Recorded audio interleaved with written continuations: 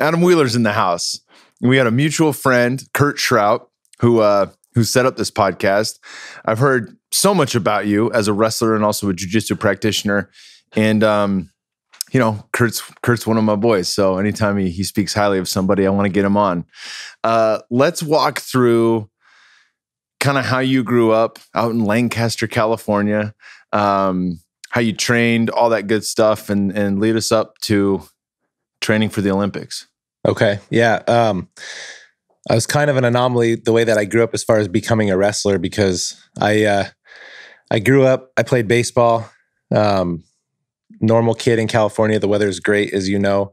And I was outside all the time. At the time when I was a little kid, I thought, I'm going to be a pro baseball player. I think every one of my friends thought the same thing. And I didn't get it. I grew up, just my mom. My dad was out of the picture since I was about 3. We were kind of poor, bouncing around house to house to house. I never really had any like security per se, like as far as or stability as like a young kid. But I did have baseball, and that was kind of like my outlet back then. Loved baseball, was a pretty good athlete, wasn't ever like the best athlete, but wasn't the worst, And when I was 11 years old, I actually broke my femur bone as a kid. And so How'd you do that? I was sliding into home in a baseball game. No shit. Yeah. And you wouldn't think that like as an 11-year-old breaking your leg, it would have that big of an impact. But it took me out of being able to do anything active for about 6 months. I was actually in a full body cast on both legs for 4 to 5 months. And then I was in another cast. And when I got out of the cast, I went from being one of like the faster, better athlete kids to this really chubby, slow kid. My leg had atrophied. Like one of my legs was super skinny. And, at 11 years old, you think, oh, you'll bounce back fast from it. But it took me kind of a while. And I never really stayed as active after that. Like I played baseball, but I was more of like a lazy kid. I didn't run. I didn't do anything, and never wrestled when I was a kid until I saw a flyer my freshman year in high school on the wall. And I'm like, I could try wrestling. And as dumb as it sounds, the only thing I ever remembered was Saved by the Bell. AC Slater. AC Slater. Fuck yeah. In the singlet. Bayside. I love it. I didn't think he was like some superhero cool or anything, but that's the only thing that I knew about high school wrestling was that you could wrestle in high school, and that AC Slater did it. And that was it. I had no knowledge about it. And it was a rude awakening for me when I went out there as like a 200-pound, super chubby, super out of shape kid for the wrestling team my freshman year with some of the kids had wrestled before and had a clue, where I was like, no clue what was going on. And it was a rude awakening, but like I started, and I remember my first practice, the coach wanted to test our fitness levels and just kind of see where we are. And it was the first day. And so we had to do a mile run, and then we were going to do some push-ups and the basic calisthenic stuff. And it's like, okay, a mile run, 4 laps. All right, I got this. And I start running around the track. And before the first lap, I had to stop, and I was out of breath. Like I was that type of... Couldn't even make it a quarter mile? Couldn't make it a quarter mile. I was fat, like couldn't breathe, and stopped. And I walked the rest of the way. And, I don't remember what the coach's reactions were, but, if you would have asked them back then, is this guy going to be an Olympian? Hell no. They were, I was like the least likely for something like that to happen. But I was motivated by different things, but needless to say, that same practice, we had to do push-ups, and I couldn't do a push-up at the time. Like, oh, wow. Legitimately one good push-up where you went down. I remember they used to say, go on your knees and try to do them. And it was pretty sad for a freshman, like looking back, being a little bit more now into health and fitness and like priding myself on being fit and strong. I can't believe that I was to that point where, as a freshman in high school, when you're supposed to have all this energy and be strong and young and active, and what I hope for my kids, I was not that person. How did you said you were 200 pounds when you started. I remember talking to you yesterday about how you were really small and kind of a late bloomer. Talk about that as an influence for you being lazy. Were you just like, obviously the broken leg sidelining you was probably one of the reasons you gained weight, but you know, talk about that size difference, because you're a fucking giant of a man right now. Yeah. And in very good shape.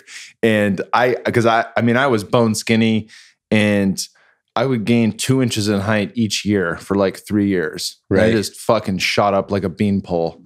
Yeah. And so like it's interesting to see like how people grow and when they get to grow spurts and all that. Yeah. So I think probably freshman year, I was never a small kid. I was always tall for like my grade level and stuff like that. But physically, I feel like I matured late. You know, like all my friends were starting to like hit puberty basically earlier. And I kind of noticed that like I never really got like muscle tone in my body at all till like maybe my senior year in high school. I started to develop it a little bit. But yeah, I was probably 5'8", 200 pounds as a freshman. I just remember being like about that tall, because I remember like standing next to my mom and being like a little bit taller than my mom, you know? And then I feel like I probably grew a couple inches every year. By my senior year, I was 6'3", but I was like, one of the old wrestling coaches described me as like a cub. You know, I was the guy with the big hands and the big paws, but like didn't have any of the muscle tone that like I have now, you know, or like an athlete would have. So I think physically I grew tall, but I physically matured probably like when I started like in my early 20s is when I really noticed the change in my body. So I didn't have to shave in boot camp. You know, I went to boot camp. I was a guy that never had to shave, and I don't think I had to shave till I was probably 23, 24 years old. So just late bloomer in that sense. So how'd you end up doing in high school by your senior year? Did you feel like you had fairly good skill set in wrestling? Yeah, I felt like I was good my senior year. So what happened was my freshman year, I was the worst kid on the team. I went out there and I lost every single match except for towards the end of the season, I won one match. And like I said, I was kind of motivated differently than other people. I started like I didn't develop this mindset my freshman year, but as kind of my high school progression went on, some things happened to me where I started developing a different mindset and really becoming a wrestler. You know, like wrestling's a tough sport and you have to have this certain mindset to be good at it. And my freshman year after the wrestling season, I remember our assistant coach was telling some of the guys, you should go to this camp, you should go to this wrestling camp. And I walked up to my coach and I was like, what camp should I go to? And he just looked at me and he's like, Adam, I don't think you're ready for a wrestling camp yet. And like it, you know, I was a little kid. It kind of like hurt my feelings. I didn't show it probably at the time, but it also gave me some internal drive to like, okay, I'll show you. Next year, I'm going to come back. I'm going to be the strongest kid on the team. And, you know, like I really that negative attitude from my coach, and it was my assistant coach, because I'll tell you my regular coach, I'll tell you a story in a little bit about him, but it wasn't negative. I think he was probably right. You know, you don't want to send a kid to some camp. Those camps are tough. But I didn't see it like that at the time. And after wrestling season that year, and I know we kind of talked about it earlier, I went to the store. I bought some Flex magazines, some muscular development magazines, Men's Health, all these magazines. And I started getting into the gym, working out. And I was determined to become a better wrestler for the next year. I started doing like the workouts and everything, but there's a couple things that started slipping with me as far as I was getting stronger and doing what I was supposed to do for wrestling, but I stopped doing my homework, stopped going to school, started hanging out with my friends, going out and partying and smoking and drinking and, you know, just becoming like kind of a knucklehead as a high school kid. And I actually came back my sophomore year and I was eligible to wrestle, and I ended up having a better season. I was 15-15. And I think it was, you know, I was working my butt off like in the gym, doing what I thought was the best thing to do was the, you know, chest day, back day, the bodybuilding style workouts, and doing some cardio. But after the semester ended in school, I got kicked off the wrestling team my sophomore year. Damn. And that was one of those things I was like working so hard at one aspect for wrestling, but grades and everything slipped and fell. And then I ended up actually dropping out of school my sophomore year in high school. And I remember I went to like the awards banquet for wrestling for the wrestling team, and I got the most improved wrestler award. And I was like, man, what I'm doing is actually working, but I'm not going to be at this school next year because like I dropped out. And a short time later, I talked to my head coach, and it was lucky for me that I did, because I talked to my head coach. I walked up to him. I said, hey, coach, I really appreciate you coaching me, but I'm not going to be back next year. He's like, why? Why aren't you going to be back? I said, well, my grades slipped. I didn't get any credits for this year, and I quit. I quit school. I'm going to try to go to this school called Desert Winds, which is a continuation school. And I thought it was going to be easier, but it was like a continuation school, though, just boring. You're in there with like all the gangbangers and all the fuck ups. Yeah. Yep. Like a little chubby white kid like me in there was like, this isn't probably this best spot for me to be, but my coach luckily saw that I was struggling and really stepped into my life at that time. And he's like, well, let me see what I can do. And he went and talked to the school, set up meetings with a psychologist for me, did all kinds of stuff to get me back into school so that I could go back to that school my junior year. And at the time I was just like, why is he, doing this? I wasn't like the best wrestler on the team or anything, but he was just a guy that actually cared, which is, I was lucky because he kind of stepped in as like a father figure. I had my dad.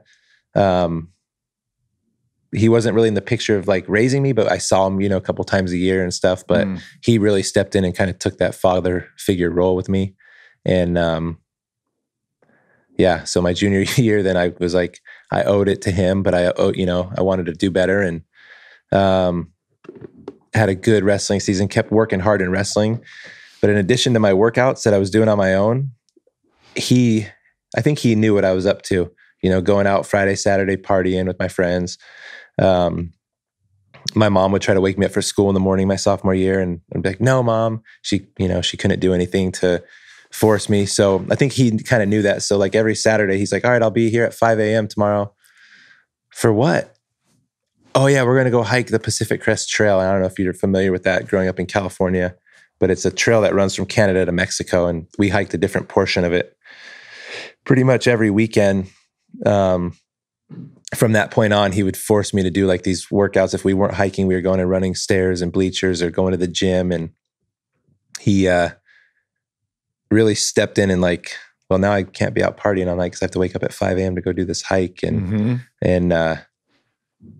long story short. So I'm kind of exaggerating my high school career, but there was like a big turning point in there, because I think he, a lot of kids might need the same type of thing where he stepped in with my life and taught me discipline, mental toughness, a lot of the things that come along with being a wrestling coach.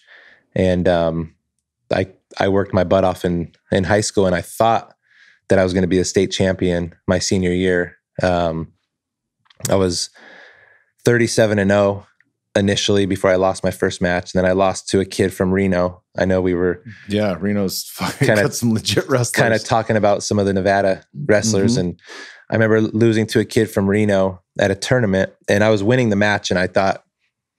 I just remember doing a dumb move. And long story short, I lost that match, and then ended up losing two more. But I was going in California. Are you familiar with the Masters meet in wrestling? I think so. It's a Southern California thing where the top whatever from the Masters meet go to state. Okay. So it's our last qualification. And well, everybody say hi to Ian. Obviously, who just walked in on a podcast. Fuck up. All right, keep going. So you're at this Masters meet. Yeah, and I was one of the highest seeded guys in what they call the CIF out there. I was the number one seed going into that tournament. Okay. But anyway, I go out to my first match, my Masters meet, think I'm gonna do what I have been doing the whole season, and I ended up losing my first match at the Masters meet. And it's double elimination, correct? It wasn't at the time because I was in the pigtails or something. So if my guy that beat me won, I was back in the tournament. But if he lost, I was done. Okay. So I was just like, I can't believe this is happening. I'm watching this guy wrestle now. And he goes out and he loses his next match. Damn. And so my high school wrestling career was over. I didn't even qualify for the state wrestling tournament. And,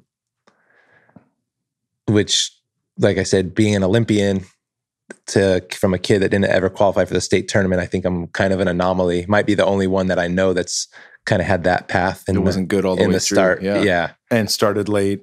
And sucked ass when you started. Yep. Physically, mentally, like I was just like a weak person, and I don't think it was any fault of my own. I know we kind of talked about, did I fight growing up and stuff? And yeah, we fought growing up. I lived in a rough neighborhood.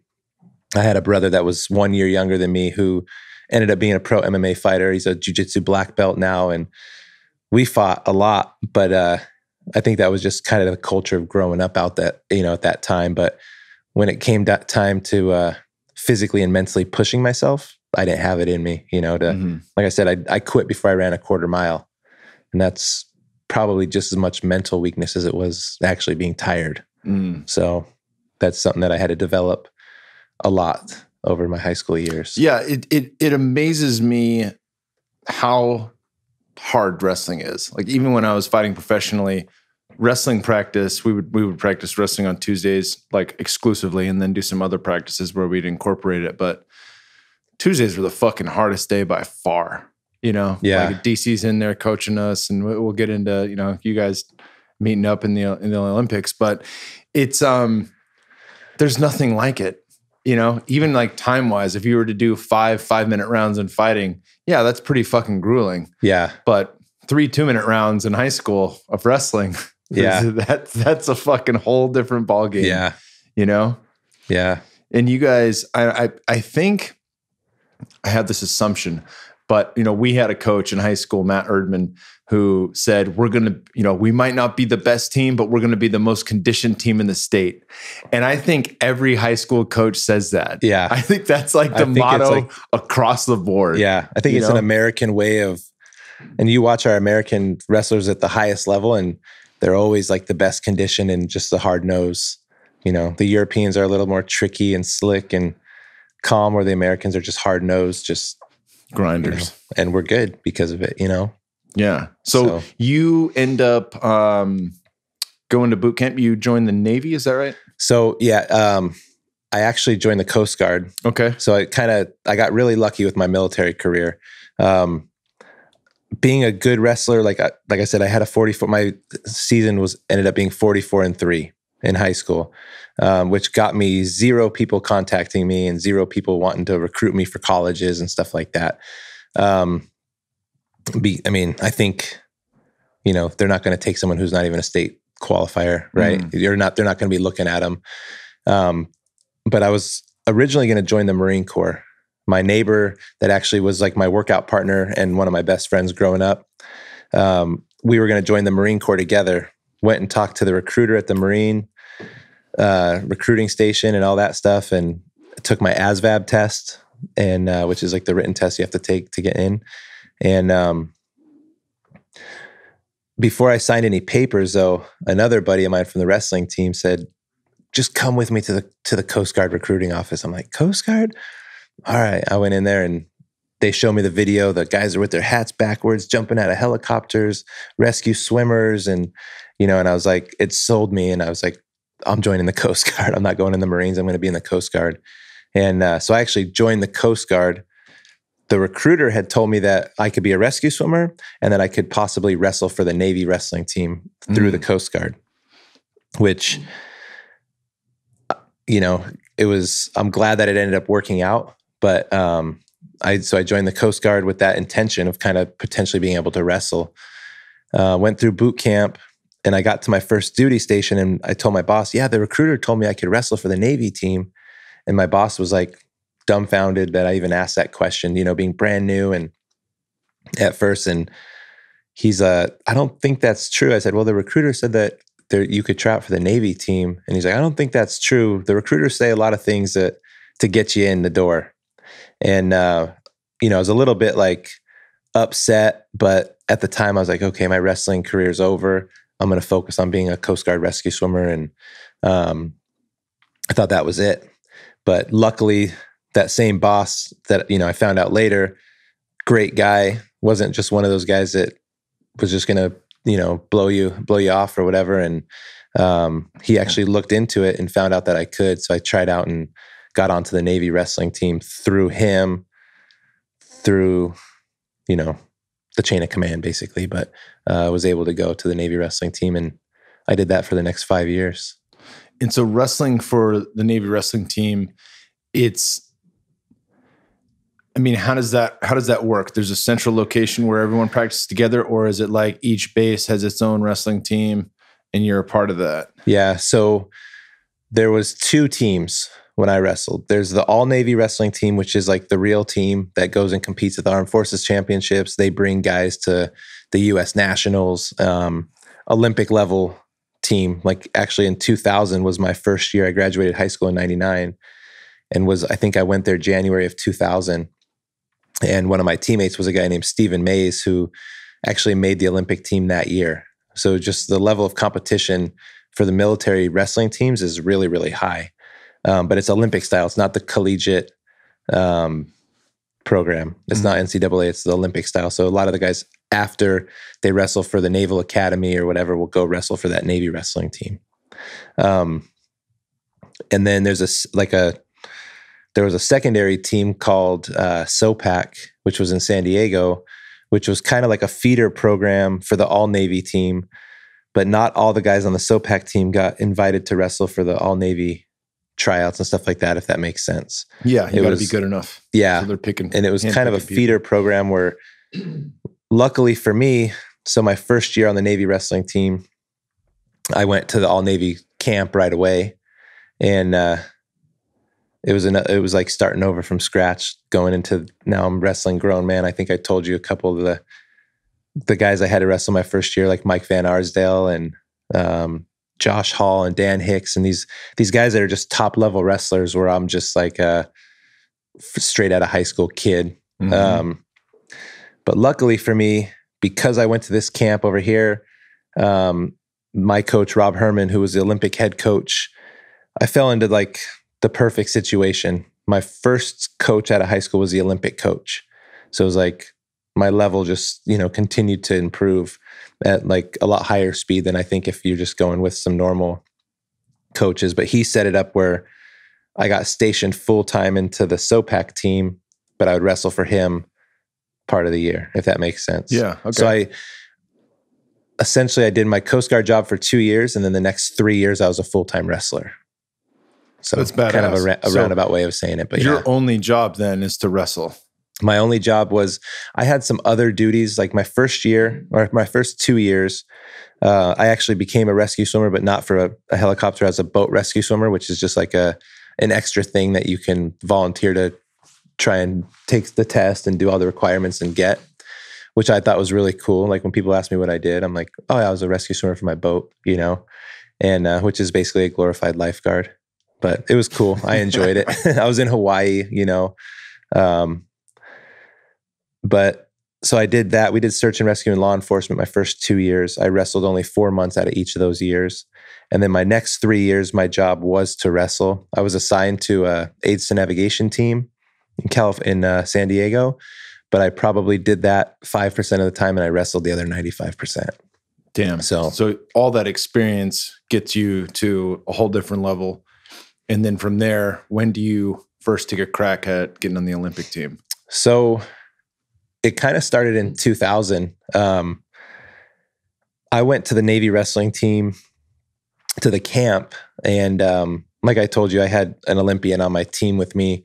And he didn't make the Olympic team yet, but like I could just see, like I thought I was working hard in high school. And I feel like I did work hard for a high school kid. I was doing 2-a-days. One of them was on my own. One of them was practice and going to the gym and lifting. But when I got to this camp and I saw the way that the guys on the team were working and the intensity of how Rob Herman's practices were compared to what I did in high school, it really opened my eyes to like, man, this is what it takes to get to that next level. And so I was kind of determined that year. So I met Steve Mays and I tried to keep up with him in workouts, and he was a little guy and I was like a 211 or 213 pounder back then. And I would try to do like the sprint workouts with him and all this stuff. And I was just, it was tough, you know, but being involved in that, it's like, at that time is when I was like, I want to be an Olympian, you know, even though I was way far behind and I wasn't even in the conversation as far as like being a top guy in the country, not even close. I wasn't even a top high school wrestler, let alone be like an Olympian, right out of high school. And, but in the back of my mind, I was like, I have this program. I have the Olympic coach. I later watched my teammate make the Olympic team. You know, I watched it. I remember checking online, like the updates online. There used to be a website because I got sent back to my command after the Armed Forces Championships. But going back that next year and telling Steve, like, I'm going to beat, there's a guy named Garrett Lowney. I said, Steve, I'm going to beat him when I wrestle him. And I kind of giggled. And Steve's like, looked at me and he's like, when you could tell me that without laughing, then I'll believe you, you know? But in the back of my mind, that's what I wanted. You know, like I had already wanted that. I just wasn't confident that I could get there yet. It took a while to kind of build that confidence back up after paying my dues, you know, for another few years. So, yeah. So that seed's planted in 2000. When did you start training? I mean, obviously you're training the whole time for the Olympics with that in mind, but when did you actually get on with the Olympic squad and start training at the Olympic Training Center? So, it's kind of funny the way that wrestling works. You have to qualify. And 2000, I only wrestled the Armed Forces tournament. My coach was like, you're not going to nationals. You're not ready. Same kind of thing, you know, high school with me about the camp, but kind of similar thing. But I went back to my command, did 2-a-days. Like from 2000 till the Olympics, I was doing 2 or 3 practices a day, always, unless I was deployed. But which was hardly ever because I was in the Coast Guard. So it wasn't long deployments. But anyway, I wasn't actually good enough to get on like a U.S. national team until 2005.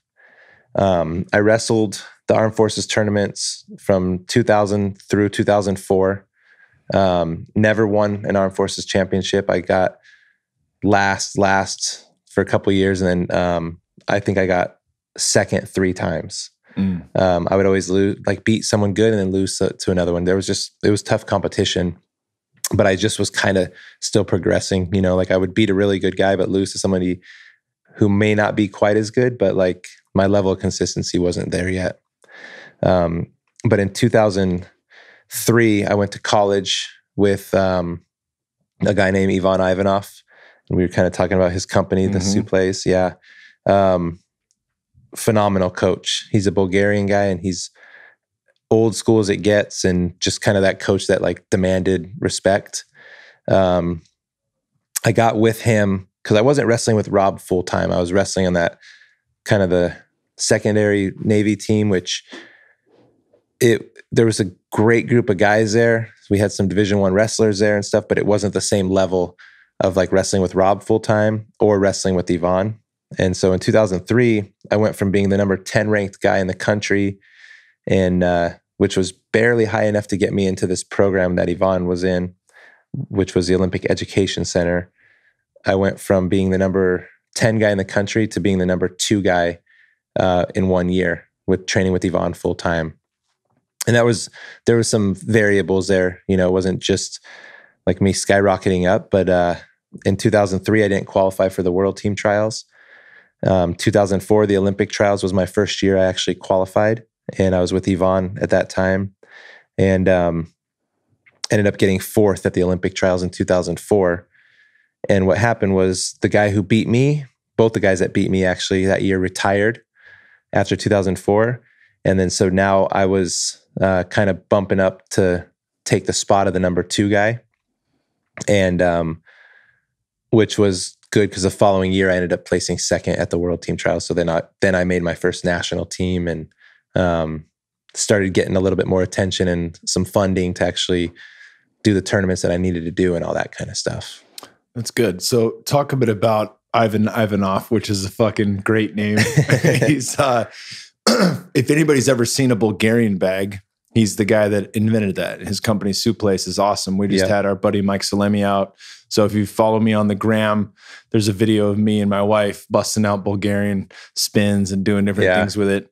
And he's just a phenomenal dude. But everything, we were talking about his level of creativity. He's inventing these devices that are working core and grip and a lot of the same muscles you would use in sport, and specifically in wrestling. Yeah.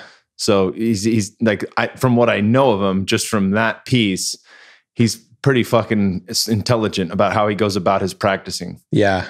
No, he was very intense and very like purposeful in everything that he did with our practices. I remember going in before practice and he didn't just like say, all right, guys, today we'll just do a warm up and we'll wrestle 4 matches. Like I've been to some practices where that's kind of it. We're going to just take it light today, go in, warm up. We'll do 4 matches and then we'll do some extra, no, he had a plan and he had a notebook where he would write down pages and pages and pages. And he followed this plan that he created every day with to the T. Like, I don't think he would ever skip out on anything. And he was, if we went to a tournament and he saw like there was one particular guy who would beat me a lot and he would beat me with the same move every time. So we'd get back to practice and he would, and it wasn't just me, there was 30 other guys on the team, but every single guy, he was like, okay, I want you to work on this today because this is what happened. And he knows exactly how you lost and how you need to improve, and very, very specific in like what we did in practice to get better. And then along with like every day we did certain fundamental drills that like I had never done before, that just really, I think it's just kind of like his culture of the way he grew up wrestling in Bulgaria. He brought that to us and, it just elevated our whole team. And he was a guy who put several guys on the Olympic team in a very short period of time just because of how he coaches and who he is. Damn. So it's pretty cool to see how you like more or less like you just fucking had the great luck of the draw of meeting up with these really amazing coaches and then having the drive and learning that too. Like people think some people are born with it. Like when I was playing Pop Warner football, some kids just wanted to hit more than others. Me being one of them. But like wrestling, there's a lot of people that want to quit. They don't want to stay there, or they tap out. It's too hard. They'll go and puke in the corner, and then that's it for them for the day. And then there's other people that can make that switch where they realize like, oh, this is something I can learn, and they are able to push through whatever boundaries or limitations they think they have, and from there on, they're better for it. Right? Yeah. No, I the quitting part of wrestling I think is huge, and look, being a dad now to a kid who wrestles, I think a lot of it is also like the pressure that the parents are putting on them, parents are crazy. I'm just going to say it like I watch some of these kids wrestle and then their parents, instead of like, hey, good job, you tried hard, or being like, you can't always like baby them when they lose, but I've seen dads tell their 7-year-old kids like, what the hell were you doing? You weren't even trying, better. And you see the 7-year-old kid just crying and looking at his dad. And you're like, dude, that kid's not going to be wrestling in 2 years from now because he's going to hate it, Yeah. He's going to hate you. Yeah. Did you see the documentary Trophy Kids that Chris Bell did? Yeah. That's a hard one to watch. Yeah. It's so tough. Fucking tough to watch that. It's hard to not be, like I noticed myself coaching my son wrestling, and for the first couple years, because he's 9, right? And for the first couple of years, I took a huge step back and I let the coaches that are out there coach him, and I'm dad. And, I think for my kid personally, like this year, things have clicked for him. And all of a sudden now he's like, Dad, will you come help me? And like, he'll get a partner and he'll be like, Dad, come help us, and he wants me there now. And my goal is just to make sure that he's having fun, because I don't want him to, like you said, I don't want him to quit, but there's a different type of kid, the kid that's willing to go and work hard and learn how to work hard and stuff. And I just kind of want to guide that path a little bit for my own kids. That's kind of my goal nowadays. Yeah. And not have them be like that burnt out because they never had fun, or, and I've caught myself yelling even at him. Like he struck out one time in baseball and he didn't swing the bat. And I was like, swing the bat.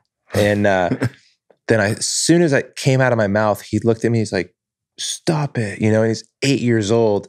And I'm like, okay, I need to step back a little bit. Like, come on. Like, I get intense for my kid, but I'm really cognizant of like, that's my new goal in life right now, is to be like that, find that balance, You want to push them, but you don't want to push them too hard. Exactly. Yeah. And you want to give them a lot of the same skills that we have, like that drive, the no quit, the pushing past what we think our limitations are, and certain things that we were talking about this last night where we were watching the fights at my house is there's a lot of fucking, there's a big push, and you could say politically where it comes from, or social justice warriors or any of this shit. But I mean, there is a pussifying of the American male and of our children. And a lot of these sports teams don't keep track of scores anymore. They have equal playing time for all the kids, even though some kids suck ass and shouldn't be on the team. Yeah. And they just, it's pay to play. I paid equal to the other kids, so I get to get in here, and everyone's on the coach's ass, and the coach has no fucking backbone. Yep.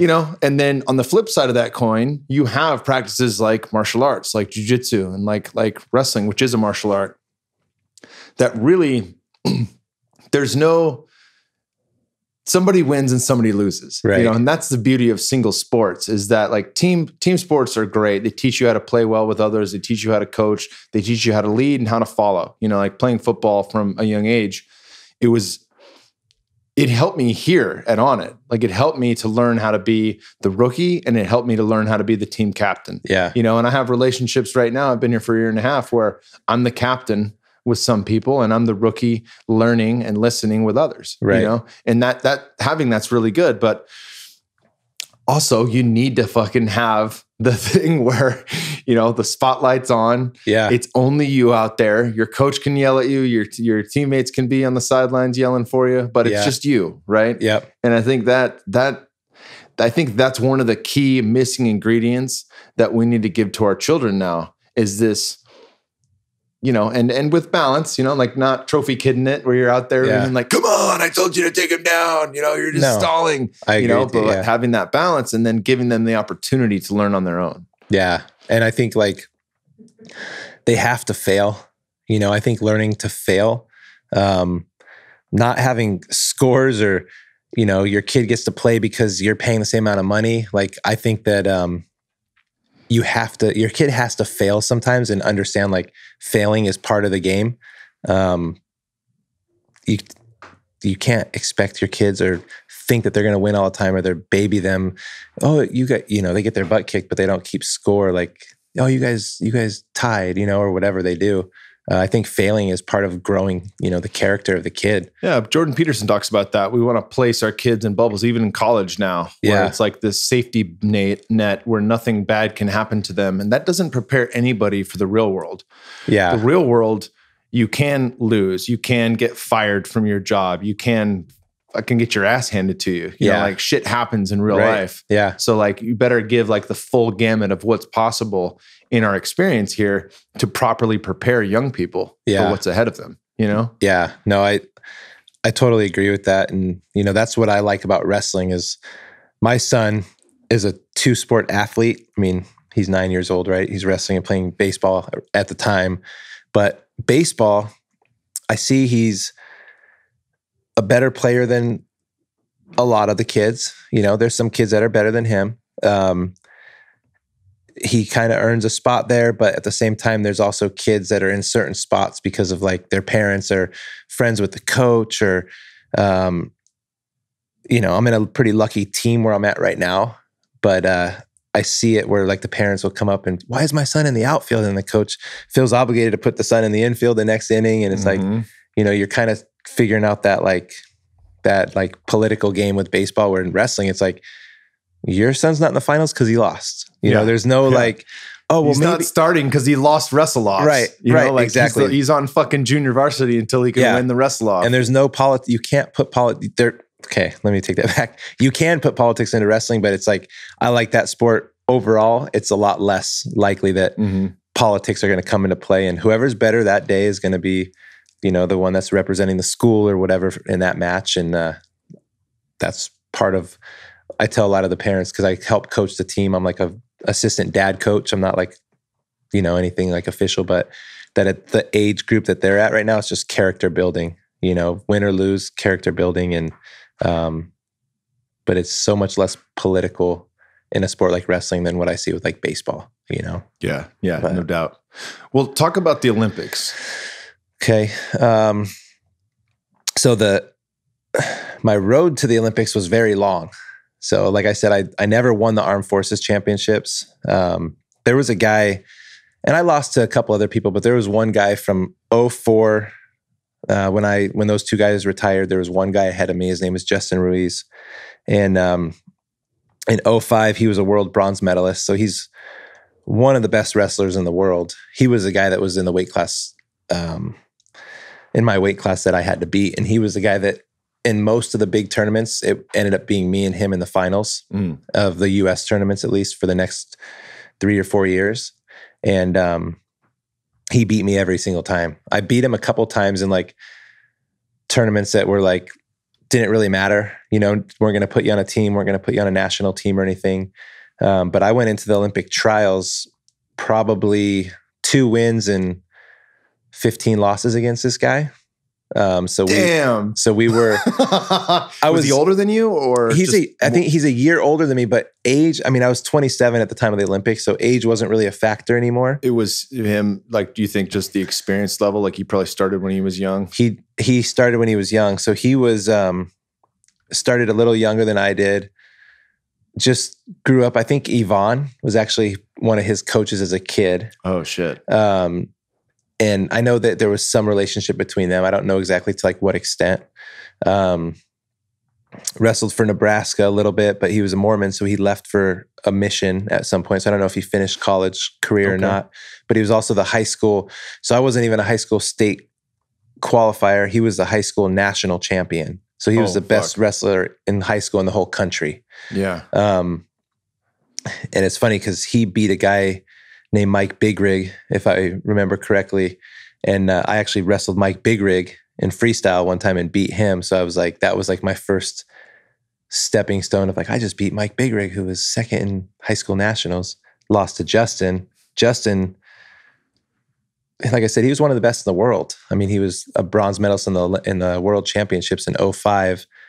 The guy who beat him in 2004 was a bronze medalist in the Olympics, Garrett Lowney, in 2000. So like my weight class had some depth to it. And then there's a few other guys that were there that were just as good as I was. I would maybe edge them out, kind of like Justin would edge me out. But Justin was a huge, huge favorite to make the Olympic team. And if you watch, there's a video on YouTube, it's an NBC or MSNBC video or something where they interview him and they talk to him. And, like I was there, but like nobody expected me to win to make the Olympic team. But I did. Like I was confident in the way that I was training, and I'd been working my butt off, for forever. And I could see, because we train at the same place, like I was very confident going into that tournament that this could be my turn, this could be my time. And believed in myself, really. And so I had some coaches that told me the same thing, that they think that I could win, and, made me confident. But I ended up upsetting him in the Olympic trial finals, or in the Olympic trials. And the way that to qualify for the Olympics, it's really tough. You have to be top 20 in the world, to qualify your weight class for the Olympics. Like the World Championships, every country gets to send one guy. The Olympics, you have to qualify. It's a huge qualification process. And we barely qualified in 2008. And at the last tournament, Justin actually had to wrestle this Cuban guy, and I think won with seconds left, if I remember, correctly. And but once you make it to the finals of the Olympic trials, so Justin won the national championship, so he got to sit out of the mini tournaments, what they call it, to get to the finals. And I had to wrestle through the mini tournament and got to the finals. And then you have to wrestle 2 out of 3 matches. And we came down to, I won the first match, he won the second match. third match, you have to win 2 out of 3 periods in wrestling at the time. I don't remember who wins the first period, who wins the second, but we go to the third period of the third match at the Olympic trials, and we're one of the last ones wrestling. And I ended up lifting him and pushing him out of bounds, which gave me a point. And then I just had to defend on the bottom, and ended up defending him and making the team. And just, it was like a huge upset for me to make the team, but not to me. Like I said, I was confident, but that was like kind of the huge stepping stool. And that was getting to the Olympics. That was the biggest obstacle, was getting past one of the best guys in the world. And so, long story short, once I beat him, then my confidence level went like, if I could beat Justin, I could. You're on the world stage at that point. Yeah, I could do with anybody. I could do well. Yeah, given his bronze in the world. Yeah. So when was the first Olympics that you participated in?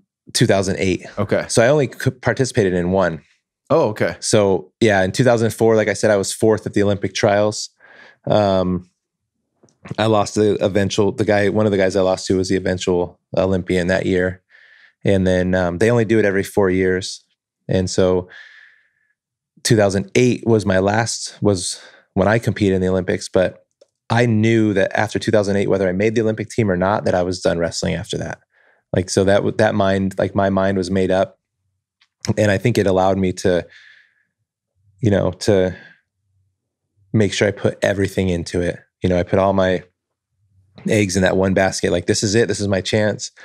I'm going to work my butt off. And I was like very meticulous about like everything. Like, I wrote down every single thing that I ate. I weighed my food. I counted, like, I was counting calories and macros back then before it was like a big thing, because I had to weigh. And, like being a bigger guy, cutting down to 205, like I had to cut down to 211, and, my natural body weight would be up in the 240, so I had to really, really kind of be specific about what I ate and how many calories I ate and how much protein I was eating and what I was eating for energy. And I was meticulous about that. I didn't go out and party. I didn't touch a sip of alcohol. I didn't, it was just because mentally I wanted to know that, like, win or lose, I did everything in my power to make that team. And it worked out. It was like, at that time in my life, everything was working out in my favor because I wanted to be a cop at the time. I applied for the police department in Colorado Springs. I got hired on June 12th. Like, they called me in, sat me down. Hey, we want to hire you. Here's your contract. You had to sign a 3-year contract that you won't leave. And June 12th. And then June 15th, I wrestled in the Olympic trials and made the team 3 days later. And then my academy date was going to start August 27th of 2008. And I wrestled in the Olympics August 14th. So I wrestled, flew home from China, and then prepared and started the police academy like the next week. So. And you did bronze in the Olympics? I got, bronze. Yeah. Fuck yeah. Explain what it was like being there. Like with was that in Atlanta? No, it was in Beijing. Okay, Beijing. That's right. Explain what the Olympic part, like living there, like how it is, what the feel of that is. Yeah. Like, are the nerves running high? Are people down to earth? Because like I know Cormier was a guy that you had wrestled with. And anytime I was in a fight camp with DC, one of the cool things about him is that he was just constantly cracking jokes and being lighthearted. And it was like, it settled the nerves being around somebody like that wasn't taking everything so serious. But what was your experience like and the people around you? My experience was very similar. And I, like I said, DC and I were on the same club. So I saw him a lot, and he was always cracking jokes and stuff. I didn't hang out with him a ton. Mm-hmm. But my experience at the Olympics was just that, like, everybody is like, for a sport like wrestling, for example, that's it. That's like the pinnacle of wrestling. After the Olympics, you don't go anywhere else. If you win the Olympics, that's it. That's your highest, you're done, right? Like, there's nothing better. But for me, I went there with like a specific goal in mind. I had gotten some advice from, I don't know if you know who Rulon Gardner is. Mm-hmm. Never met him, but definitely familiar with him. Yeah. So, he was kind of like, kind of stepped in as like a big brother for me when I made the team. He called me on the phone, and I had trained with Rulon a little bit off and on. He was like in his prime really good when I was just starting. So I was never like a good workout partner for him. Okay. But he, when I started getting better, like in 2003, 2004, I would train with him a little bit. And, he ended up getting a bronze in 2004. Also, a lot of people don't realize he won the Olympics and then got a bronze also. But he called me up right after I made the Olympic team, and he said, "Hey, I just want you to know, like, when you get there, it's going to be crazy. There's going to be people everywhere. They're going to want, all the teammates are going to want you to go watch the girls volleyball and do all, like go out there and have fun." He's like, "Go there to win your medal. Once you win your medal, then you can go back and mess around. You can go visit China another time. You can, go there with a specific mindset that you want to compete and win." And so I took that to heart. A guy who had done 2 Olympics and has 2 medals and one of our most decorated wrestlers. I took his advice to heart, and between him and I was also lucky enough to be roommates with a guy named Brad Veering, who this was his second Olympic team, and he was kind of like our team captain.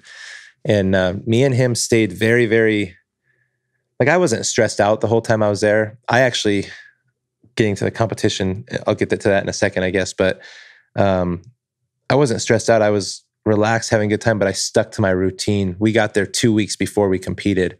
So I just acclimated. We went to practices. I was very regimented with my routine. I wasn't going out partying. I wasn't going out drinking beers. I didn't care about, the other sports or the athletes. Like, oh, the women's volleyball won a gold medal again. Like, I didn't know any of that stuff. I wasn't paying attention to any of it.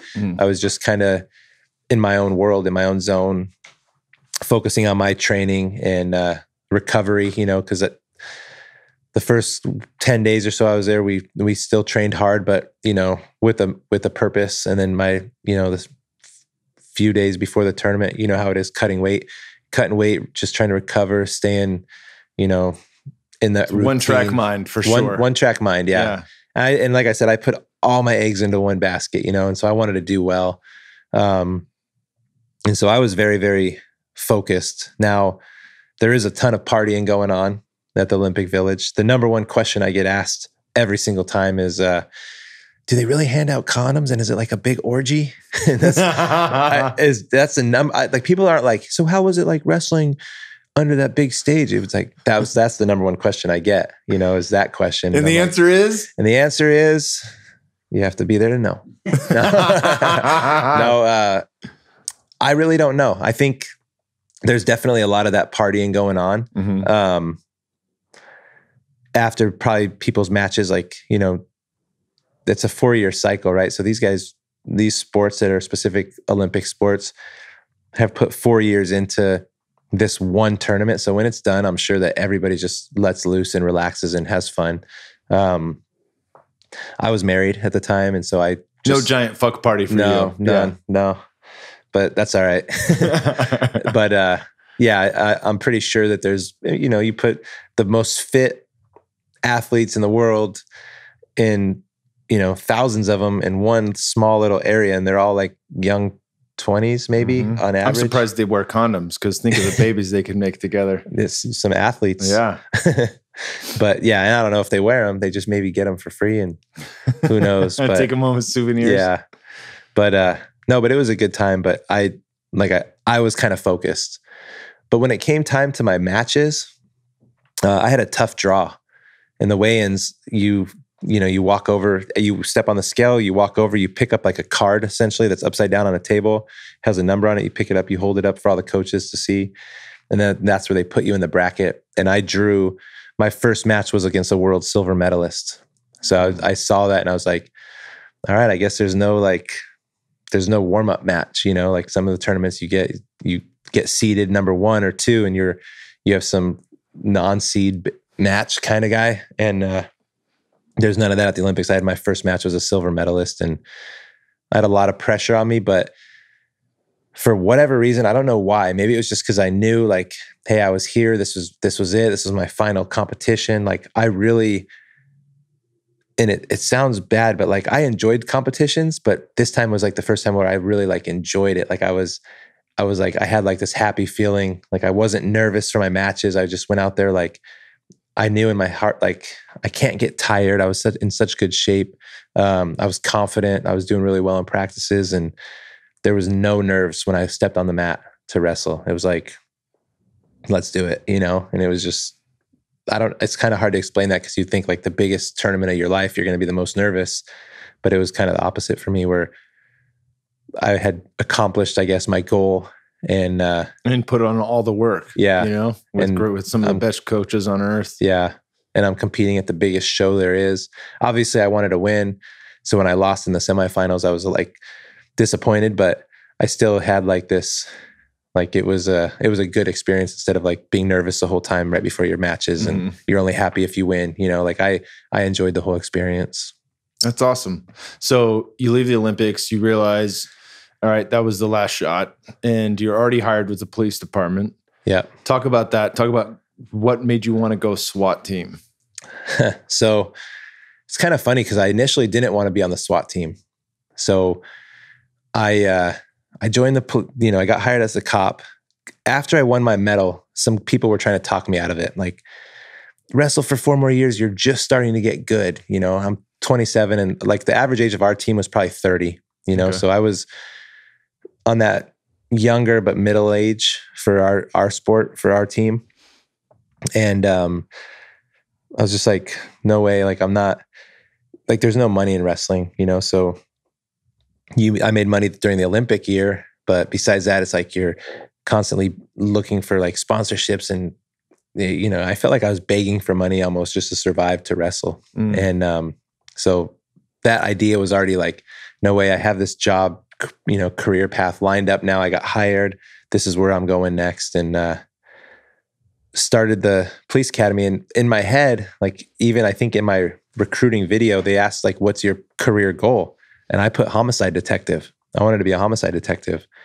And of course, everyone else was like, oh, you're going to be SWAT, you big athlete, you know? And I'm just like, nah, I mean, it doesn't really interest me, you know? And it's kind of funny because when I was in the academy, there's another guy, I won't call him out or anything on here, but he came up to me and he was also an athlete. And he's like, oh, those SWAT guys, they just think that they're so hot shit and that's like the coolest thing they've ever done. And, you know, I'm just like, all right. So it kind of actually like deterred me a little bit from like wanting to be SWAT because I didn't want like that image of like, you know. Yeah, if this is the way he views that squad, then you don't want to be a part of it necessarily. And I'm brand new and, you know, I have a college degree and I'm like, I'm going to be a detective and I'm going to be like this super smart homicide detective guy. You know, that was kind of my long-term career path goal at the time.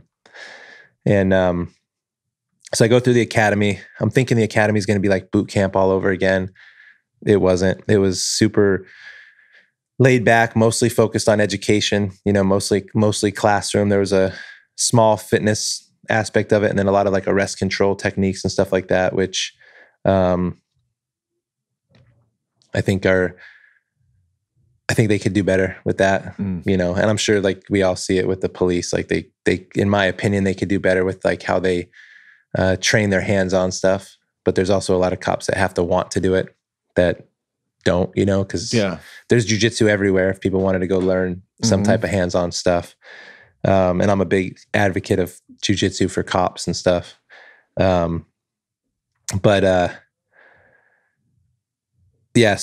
I become I get through the academy, talking about SWAT a little bit. After about a year on patrol, one of the commanders says, hey, we could really use you downtown. We want like big guys downtown to work downtown at the bars. And, you know, I thought like, okay, man, she's like giving me a compliment. I'm this new cop, been on just over a year. And she's asking me to do this specialized detail downtown. And so I'm like, yeah, heck yeah, I'll do it. And I go downtown. And what I found out later was that my last name was W. So I think I was like last on the list to get asked to do it because everyone else was like, nope, not working downtown. And after working down there for a year, I understand why, you know, like it was a long year working downtown, the bar car, basically. But one thing that I got to do when I was there was they said I could go to a specialized unit for a couple weeks and go TDY. And so when I was there, I went TDY with the SWAT team. What is TDY? Temporary duty. Okay. So I basically get to go work with them for 2 weeks and kind of see how it is. And, anytime like in our job, they were pretty good about letting you, like if you wanted to be a detective, they'd let you go work with the detective unit and for 2 weeks to see if that's something that you really want to do and if you'd be a good fit. And they sent me TDY to the SWAT team for 2 weeks. And once I got there, it opened my eyes to like, man, this is an awesome job. This is what I want to eventually accomplish. If I'm going to stay a cop, like I want to be on the SWAT team. It was just, they get to do all the fun stuff and little bit less paperwork, a lot more fun, take home vehicle. I mean, there's a lot of perks to it too, but I didn't realize that there's also some downsides to it too, that I realized later. One in particular is being on call 24/7, meaning you can't leave your city. You can't go out and do some of the stuff that you want to do. At least like a 2 weeks off thing, or yeah. So in the beginning of the year with us, I think they've added more people to the team since I've left just recently. But when I was on the team, there was 13 of us on the team, and you pick your vacations in October for the following year. And so you would get 2-week vacations throughout the year. So if you're on vacation, you could be off call. And then we were allowed to have 3 people off call at a time. And so if, say you two are on vacation and someone's sick, but I want that time off for my cousin's wedding or something, it wasn't happening unless someone was willing to go on call for me who was on vacation. It was just, you had to kind of juggle the books a little bit. And you did get some time off, but it was very rare. I missed a lot of, my kids were a little bit younger. They're still young, but they were a little bit younger and they just started doing stuff that I missed a few things because we got called out and we, it was just like, I enjoyed the job, but even the job itself for me was getting to the point where I started becoming negative and it's a lot to see. Yeah. It's like people have this idea of what that's like. And it's been you're a firefighter now, like people have an idea of what that's like. Mm-hmm. And I've got plenty of firefighter friends, paramedics, captains, Phoenix, San Jose, San Diego. And there's a lot of PTSD there. There's a lot of horrific shit that you see, and then that's stuff you got to take home with you. So I can only imagine like working something like SWAT. Yeah. How much that would weigh on you. Yeah. I mean, it definitely is, there's no turning it off basically. Like I would be here sitting with you, but I'd have my work phone and my regular phone sitting here, just in case it goes off. And so there's no you don't get to go turn off that light switch and just relax for, 95% of your time. Cause you're on, even if you're not on an active call, you're on call. Mm-hmm. So you have to be ready. You have to always know, your phone always has to be with you cause it could go off at any time. And I think it weighs on you more than you would expect. There's guys that are on the SWAT team for 15 years, and that's awesome that they could do that. But for me, it was just being a SWAT cop wasn't cool enough to me to take away time from my family. Yeah. It was a great job. I had, I did it for 4 years. I had great experiences. I met some of my best friends, I would say, guys who I would, I know we kind of talked, you mentioned that if something ever bad was going to happen, you wanted Tim Kennedy on my side. You wanted Tim Kennedy on your side, right? Yeah. Because he's a badass. And I think the whole world knows he's a badass, right? Well, I want the guys that were on my team with me, these guys that I've trained with for 4 years straight, we've trained everything with, that's who I would want, and some of these guys to this day are still, I hold them the highest respect that I can just because of, some of the stuff that we went through. And, I know where they are training wise and, it's just that type of group of people, I guess. It's a special bond that you can't get anywhere else. Yeah. You get it in probably fighting, but to a different level, you know. Our lives aren't necessarily on the lines in fighting. I think they are, but it's certainly one of the greatest tests in sports, but it's not the same as actually putting your life on the line. Exactly. Yeah. And I grew up, on teams my whole life, wrestling teams and baseball teams and everything. And I like that type of group setting, I guess. And, SWAT was that type of group setting, but when you do things where you're getting shot at and, it makes you that much tighter. It's kind of hard to explain, but yeah.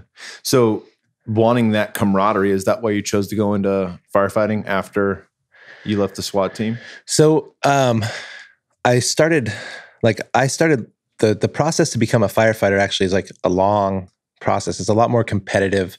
More people, I think, want to be firefighters than they do police. And like the process was a lot harder to get hired, from my personal experience, at least. And, I started like about 2.5, 3 years into SWAT. I started kind of looking at other alternatives. I wanted to maybe become a detective at the time. I went to work for a robbery unit for a couple of weeks doing another TDY. I realized like, this is definitely not what I want to do, because I thought it was going to be a lot more high pace, and it's mostly like going and collecting evidence and going and doing follow-up interviews and trying to find video of what happened 2 weeks before. It just wasn't like something that I wanted, it didn't seem like a something that I wanted to do anymore. I knew I wanted to be done being a cop, on SWAT, just based on like the schedule. And, I had put my time in. They had like a 3-year minimum, and I did a 4th year, and before I got hired with the fire department. But I started applying probably like a year before I left to the fire department. And I also started looking at other jobs too, outside of the police department. And I come from a family of firefighters. My grandfather's a retired firefighter, his son, my uncle, and then I have 2 older cousins who are firefighters and 1 younger cousin who's a firefighter. And I have a really good friend who I do jiu-jitsu with in Colorado who's a firefighter. And I just start talking to all these guys, and they're like, man, like this is the best job. I would ask every one of them individually, what don't you like about your job? Nothing. You're going to see some bad stuff, but you see that same stuff as a cop. And, so it really like planted that seed that like, maybe that's what I want to do. And, I applied and got pretty lucky and got hired, because it's a pretty competitive process to get hired. And I got hired with probably, the most desired department in Colorado, in my opinion. And it was the best move I made for me and for my family. I'm really enjoying it. So yeah. That's awesome, brother. Yeah. And now we're coming to an end here, but now you're writing a book about all these experiences. Yeah. You have a title? I don't have a title yet. Okay. So we're kind of in the early, by the time this airs, I'll probably have a title. Nice. Yeah, so I decided to write a book, and probably about 2 months ago, and just kind of share, because I had some cool experiences as a SWAT cop, some stuff that could potentially benefit other people or help other people. Also, just kind of my story of growing up, how I was never the number one guy. Like I never won anything, but I believed in myself and kept going. So I kind of want to put that out there to somebody, because if it could change.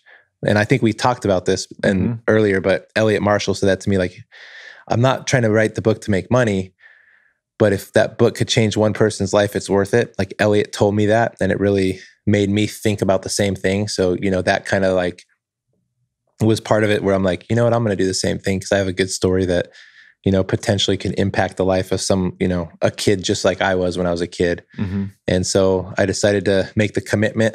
I'm not getting it like in advance, or some publisher came after me looking for my story or anything like that. I'm doing it on my own with like a ghostwriter per se. Okay. And, so it was a big commitment for me and my wife to say, hey, yeah, we'll spend this much money to do the book, because we're paying for it all.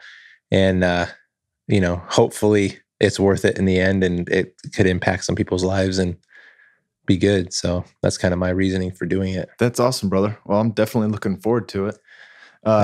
Kurt got you to change your Instagram from private to public, so people can find you. Where can people find you online? The Adam Wheeler on Instagram, and then Big Wheels 96 kg on Twitter. The books we're looking for May, June. Okay. So if people are listening to this and they just follow me on Instagram, then I will. There'll be a lot of updates on there. So. Perfect. Yeah. Well, thanks for coming on, brother. Thank you. Awesome. I appreciate it. Hell yeah, Adam. Awesome, brother.